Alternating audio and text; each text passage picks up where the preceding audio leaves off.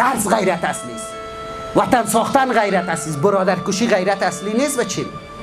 و امروز روز میدان هم نیست. میگید میدان نمیم، بله میگه سلام بسیار با غیرت هستی، ما میدان نمیم. تو کتا ما اسب تمو جباش اینه تکمه کدم بغ می سر فایر میکنه که اسب تا کس ما کم نگیره.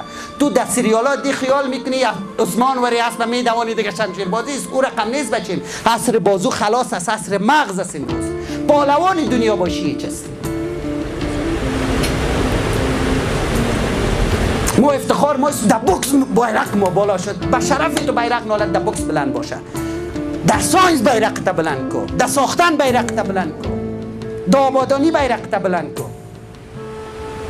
او یک فیلمک مخور بود، فیلمک ترکی بود.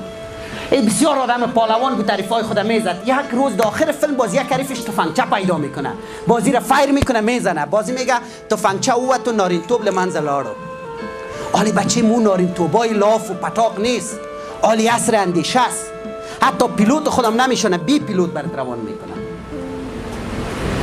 اگر واقعا تو غیرت داری با در تخنیک برابر جهان باش.